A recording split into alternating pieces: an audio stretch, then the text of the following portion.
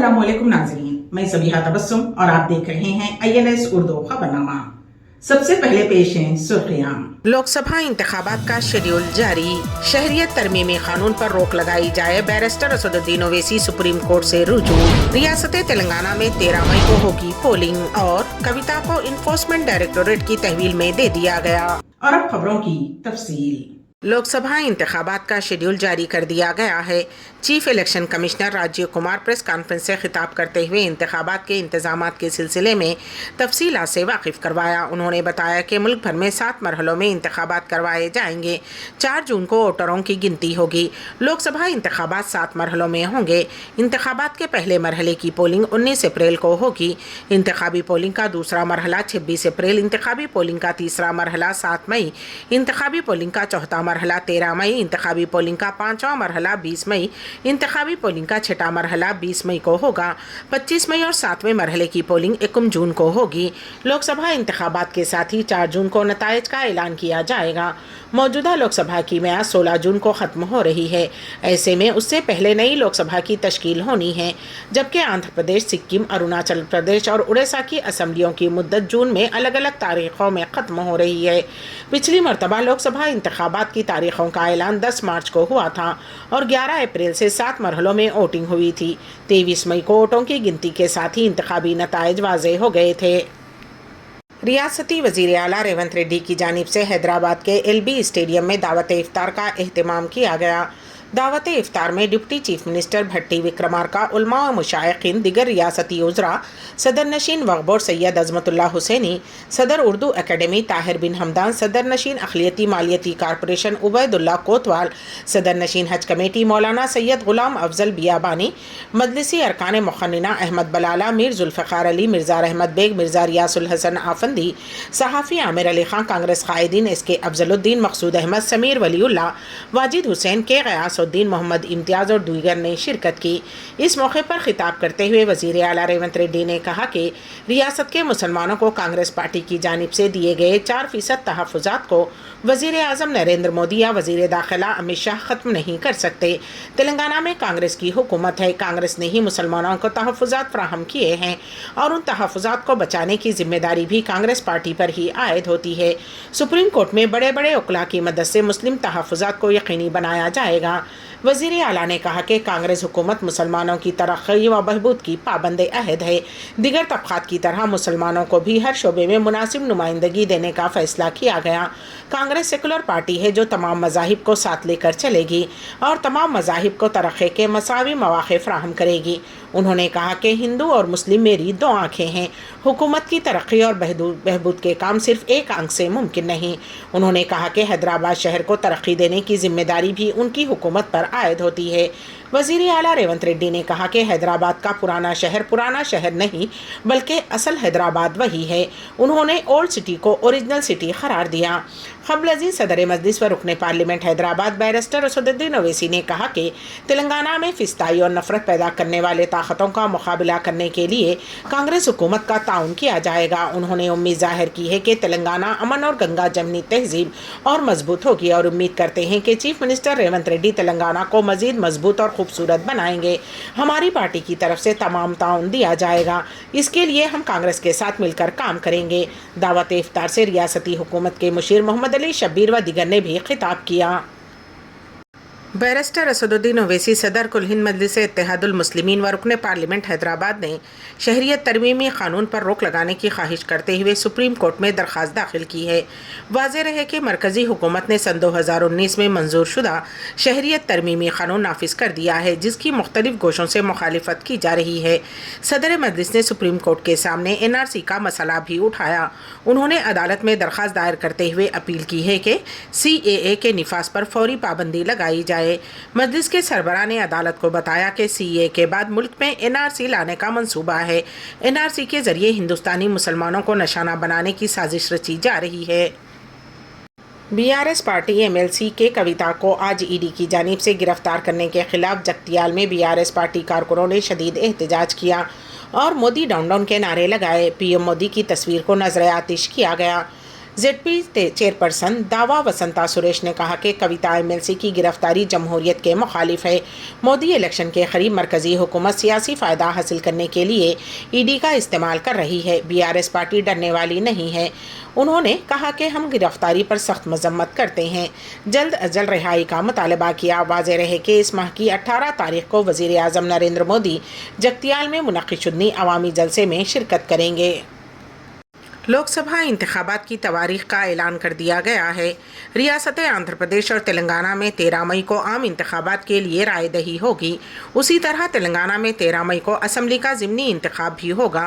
पर्चे नामजदगी से दस्तबरदारी की आखिरी तारीख 29 अप्रैल मुकर्रर की गई है। दोनों तेलुगु रियासतों के लिए 18 अप्रैल को इलेक्शन नोटिफिकेशन जारी कर दिया जाएगा। 25 अप्रैल तक पर्चे नामजदगी कबूल किए जाएंगे। 26 अप्रैल को नामजदगियों पर गौर किया जाएगा। 29 अप्रैल पर्चे नामजदगी से दस्तबरदारी की आखिरी तारीख है। दोनों तेलुगु रियासतों में 13 मई को राय दही होगी और 4 जून को नताइज जारी कर दिए जाएंगे। शहर के इलाके टोली चौकी में कल रात भयानक आग लगने का वाक़या पेश आया। फौरी तौर पर मिली इत्तलात के मुताबिक यूसुफ टेकरी इलाके में वाक़े एक ऑयल गोदाम में रात तकरीबन 8:30 बजे अचानक आग भड़क उठी। आग इस कदर ज़्यादा थी कि इलाके में धुएं के बादल छा गए।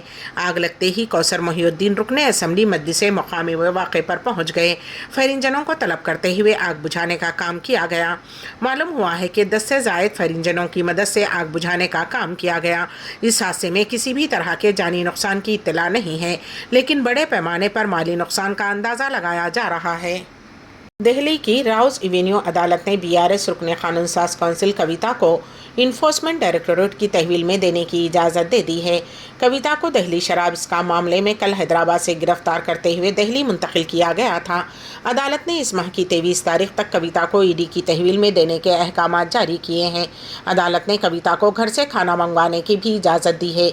ED ने इस महीने की 23 तारीख को दोपहर को कविता को अदालत में हाजिर करने का हुक्म दिया है। दिल्ली के वज़ीर आला Arvind Kejriwal enforcement directorate summon case के सिलसिले में राउस एवेन्यू कोर्ट में additional metropolitan magistrate Divya Malhotra की अदालत में पेश हुए। दिल्ली एक्साइज पॉलिसी केस के सिलसिले में ED की 2 शिकायत की बुनियाद पर अदालत की तरफ से उन्हें समन जारी किए जाने के बाद CM अदालत में हाजिर हुए। राउस एवेन्यू कोर्ट की additional metropolitan magistrate Divya Malhotra ने ED की तरफ से दायर की गई दोनों शिकायतों में दिल्ली के वज़ीर आला अरविंद केजरीवाल को जमानत दे दी। राउस एवेन्यू कोर्ट ने वज़ीर आला अरविंद केजरीवाल की 15,000 रुपये के ज़मानती मचलके और 1 लाख रुपये के ज़मानती मचलके पर ज़मानत मंजूर कर ली है। इलेक्शन कमीशन ऑफ इंडिया के लोकसभा इंतखाबात के शेड्यूल का ऐलान करने से चंद घंटे कबल कांग्रेस के कौमी सदर मल्लिकार्जुन खड़गे ने इख्तिदार में आने पर आवाम के लिए 5 ज़मानतों को नाफिज करने का ऐलान किया। कर्नाटक की राजधानी बेंगलुरु में चीफ मिनिस्टर सिद्धारामैया और डिप्टी CM DK शिवकुमार के साथ एक प्रेस कॉन्फ्रेंस से खिताब करते हुए कांग्रेस सदर मल्लिकार्जुन खड़गे ने लोगों के लिए 5 ज़मानतों का ऐलान किया। स्वस्थ अधिकार सेहत के हक़ का कानून जो आवाम को तिब्बी देखभाल फराहम करेगा, बिशमूल मुफ्त अद्वियात, इलाज, ज़रूरी तशख़ीस, बहाली। इसराइली हुकूमत ने रफ़ा में फ़ौजी कार्रवाई के मंसूबे को मंजूरी दे दी है। इसराइली वज़ीर आज़म के दफ्तर के मुताबिक इस मंसूबे में रफ़ा से शहरियों के इनक़िला की भी तजवीज़ है। वज़ीर आज़म बेंजामिन नेतन्याहू के दफ्तर के मुताबिक इसराइल ने गज़ा के जनूबी कस्बे रफ़ा पर हमला करने के फ़ौजी मंसूबे को मंजूरी दे दी है। रफ़ा में महसूर पट्टी की अक्सरियती आबादी पनाह लिए हुए है। बयान में कहा गया है कि ऑपरेशन में शहरी आबादी का इनक़िला शामिल होगा। ताहम बयान में ये नहीं बताया गया कि ये कब और कैसे होगा। रफ़ा में 1.4 मिलियन बेघर फ़लस्तीनी मुक़ीम हैं। फ़ौज ने चहारशंबे के रोज़ कहा था कि उसने इलाके में अपने मनसूबाबंद हमले से कबल उन्हें इलाके के मरकज़ में वाक़ इंसानी हमदर्दी से लैस जोन में मुंतकिल करने का मंसूबा है। अमेरिका और दीगर ममालिक के हुक्काम ने शहरियों की हिफाजत के खौफ से रफ़ा पर हमला करने के इसराइल के मंसूबों पर तशवीश का इजहार किया है। ताहम नेतन्याहू ने कहा है कि उनका पीछे हटने का कोई इरादा नहीं है। उनका कहना है कि रफ़ा में हमास पर हमला अस्करियत पसंद ग्रुप को ख़त्म करने के उनके मकसद को हासिल करने के लिए अहम है। इसराइल का ख्याल है कि रफ़ा हमास के अस्करी विंग अल हमास के जंगजुओं का आखिरी गढ़ है, जहाँ उसके 4 बटालियन मौजूद हैं। इसराइल का कहना है कि वो हमास को जड़ से ख़त्म ختم کرنا چاہتا ہے۔ انسانی ہمدردی کے گروپوں کو خدشہ ہے کہ گنجان بھیڑ والے علاقے میں فوجی حملہ ایک تباہی ہوگا۔ غزہ کے 2.3 ملین افراد میں سے زیادہ تر کو اپنے گھروں سے نکال دیا گیا ہے، جن میں سے بہت سے لوگوں کو وسیع خیمہ کیمپوں میں بھیج دیا گیا ہے۔ رفح غزہ کی امداد کے لیے مرکزی داخلی مقام ہے۔ گزشتہ مہینوں میں رفح کا حجم بہت بڑھ گیا ہے کیونکہ غزہ کے فلسطینی علاقے کے تقریباً ہر دوسرے کونے سے جنگ سے بچنے کے لیے لوگ رفح میں پناہ لے رہے ہیں۔ یہ شہر اب خیموں سے ڈھک گیا ہے۔ فلسطینی صدر محمود عباس نے جنوبی غزہ کے رفح شہر میں فوجی آپریشن شروع کرنے کے اسرائیلی حکومت کے فیصلے کے خلاف خبردار کیا ہے۔ فلسطینی خبر رساں ایجنسی وفا کی جانب سے شائع ہونے والے ایک بیان میں محمود عباس نے غزہ کی عوام کی مشکلات میں اضافہ کرنے والی ایسی خطرناک جارحیت کو روکنے کے لیے عالمی برادری سے فوری مداخلت کی اپیل کی ہے۔ سعودی ہلال احمر کی مسجد الحرام میں خصوصی ایمرجنسی سروسز پیش ہے۔ اس سلسلے میں ہمارے نمائندے کے این واصف کی رپورٹ۔